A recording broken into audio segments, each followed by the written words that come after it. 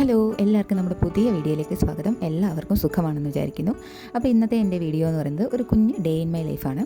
അപ്പോൾ രാവിലെ തന്നെ നമ്മൾ തലേ ദിവസം വാങ്ങിയ പച്ചക്കറിയെല്ലാം മഞ്ഞളും ഉപ്പും ഇട്ട വെള്ളത്തിൽ മുക്കി വെച്ചിട്ടുണ്ടായിരുന്നു. ഇപ്പോൾ ഞാനതെല്ലാം ഒന്ന് കഴുകിയെടുക്കുകയാണ്. അപ്പം ആദ്യം 2-3 വെള്ളത്തിൽ നമ്മൾ നന്നായിട്ട് കഴുകിയെടുത്ത് ഇത് വെള്ളം തോരാനായിട്ട് മാറ്റി വെക്കണം. ഒരുപാട് സമയം വെള്ളത്തിലിട്ട് ക്യാരറ്റോ അങ്ങനത്തെ സാധനങ്ങളൊക്കെ ആണെങ്കിൽ പെട്ടെന്ന് അഴുകി പോകുമല്ലോ. പിന്നെ ഇതെല്ലാം നന്നായിട്ട് വെള്ളം തോർന്നിട്ട് വേണം എനിക്ക് നെക്സ്റ്റ് വീക്കിലേക്കുള്ളത് കട്ട് ചെയ്ത് വെക്കാനായിട്ട്. ഞാൻ ഒരു 2-3 ട്രിപ്പ് കഴുകിയിട്ടുണ്ട്. എത്ര കഴുകിയാലും നമുക്ക് എന്തോ ക്ലീൻ ആയില്ല എന്നൊരു തോട്ടാണ്. അതായത് അത്രയും കഴുകും തോറും എന്തോ വിഷാംശം പോകുമെന്നൊരു വിശ്വാസം. അപ്പോൾ ഇതെല്ലാം കഴുകി ഞാൻ ഇതുപോലൊരു ബാസ്ക്കറ്റിലാണ് ഈ വെള്ളം തോരാനായിട്ട് വെക്കുന്നത്.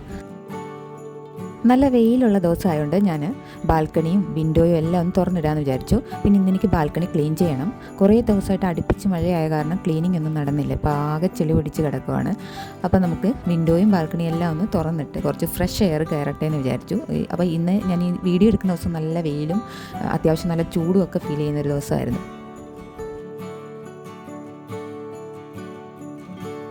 ബാൽക്കണി നല്ല മെസ്സായി കിടക്കുകയാണ്, ചെടിയെല്ലാം മറിഞ്ഞ്. ഇനി ഇതെല്ലാം ഒന്ന് ക്ലീൻ ചെയ്തെടുക്കണം. അതിനു മുന്നേ ഫ്ലിപ്കാർട്ടിൽ നിന്ന് ഞാൻ വാങ്ങിച്ച കുറച്ച് ഗ്ലാസ് ജാർസ് ഉണ്ട്. അത് കഴുകി വെയിലത്ത് വെച്ച് ഉണക്കണം.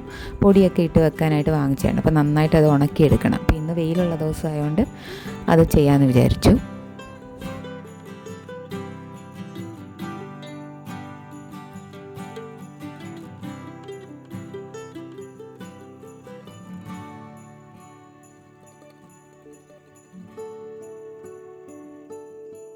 അങ്ങനെ ബാൽക്കണിയിലെ പ്ലാന്റ്സ് എല്ലാം എടുത്ത് ഞാൻ ഹാളിൽ ഇങ്ങനെ പേപ്പർ വിരിച്ചിട്ട് അവിടേക്ക് കൊണ്ടുവെക്കുവാണ്. ഇനി ബാൽക്കണി ഫുള്ള് തുടച്ചെടുക്കണം. അങ്ങനെ ഞാൻ ബാൽക്കണി ക്ലീൻ ചെയ്യാണ്. അപ്പോൾ ഇത് ബാൽക്കണിയൊക്കെ ക്ലീൻ ചെയ്യാൻ വേണ്ടി മാത്രം ഉപയോഗിക്കുന്ന ബ്രഷാണ്.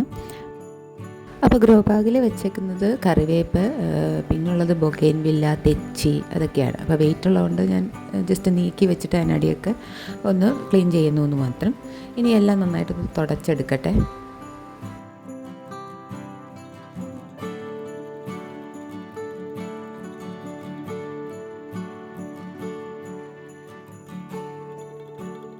അങ്ങനെ ബാൽക്കണി ഞാൻ നന്നായിട്ട് തുടച്ചു. ഇനി കുറച്ച് സമയം ഉണങ്ങട്ടെ. ആ സമയം കൊണ്ട് നമുക്ക് ഉച്ചക്കലത്തെ ഫുഡൊക്കെ ഉണ്ടാക്കാം.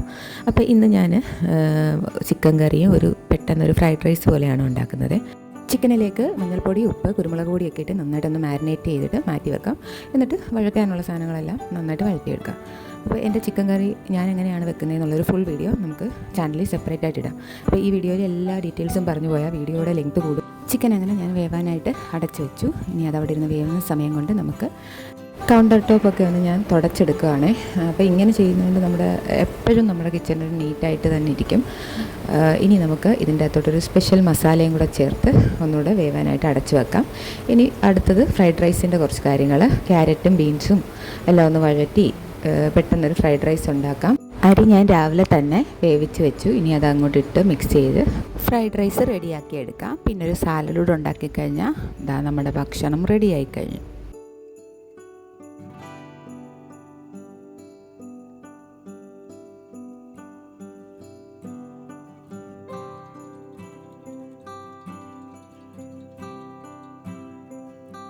അപ്പോൾ ഞാൻ എല്ലാ പ്ലാന്റ്സും തിരിച്ചെടുത്ത് വെച്ചു കേട്ടോ. നന്നായിട്ട് അറേഞ്ച് ചെയ്ത് വെച്ചു. ഇനി നമുക്ക് എല്ലാത്തിൻ്റെ അകത്തും കുറച്ച് പോട്ടിംഗ് മിക്സ് എക്സ്ട്രാ ആയിട്ട് ആഡ് ചെയ്യണം. ഇത് തക്കാളിയുടെ തൈ ഞാൻ കിടിപ്പിച്ചെടുത്തതാണ്. അപ്പോൾ ഇനി എല്ലാ പോട്ടിലും കുറച്ച് പോട്ടിംഗ് മിക്സ് കൂടെ ഒക്കെ ഇട്ട് കൊടുത്ത് നമ്മുടെ ഇന്നത്തെ ബാൽക്കണി ക്ലീനിങ് ഇവിടെ സ്റ്റോപ്പ് ചെയ്യാം.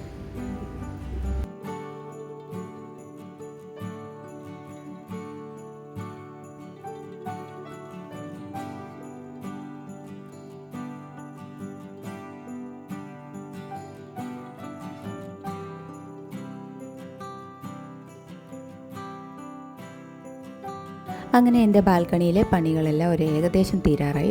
ഇത് ചൈനീസ് ബോൾസാണ്. ഇത് ഞാൻ നാട്ടിൽ നിന്ന് കൊണ്ടുവന്നതാണ്. എന്നിട്ട് വെള്ളത്തിൽ ഇങ്ങനെ ഇട്ട് വെച്ചിരുന്നു വേര് പിടിക്കാനായിട്ട്. ഇനി ഇതൊന്ന് നട്ടു കൊടുക്കണം.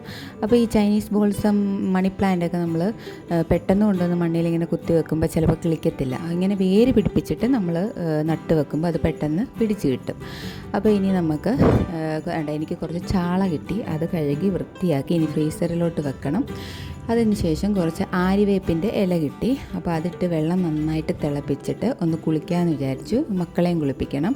ഇപ്പോൾ പനി സീസണും മഴയായതുകൊണ്ട് പലതരത്തിലുള്ള അസുഖങ്ങൾ നല്ലതായിരിക്കും. ആര്യവേപ്പിന് ഒത്തിരി ഗുണങ്ങളുണ്ടെന്ന് നമുക്കറിയാം. അപ്പോൾ ഇനി ഞാനൊന്ന് ഫ്രഷായിട്ട് വരട്ടെ. അങ്ങനെ ഞാനൊരു മൂവിയൊക്കെ വെച്ചു, ഒപ്പം തുണിയും കൂടെ മടക്കാമെന്ന് വിചാരിച്ചു. അപ്പോൾ രണ്ട് കാര്യങ്ങളും ഒരേപോലെ നടക്കുമല്ലോ.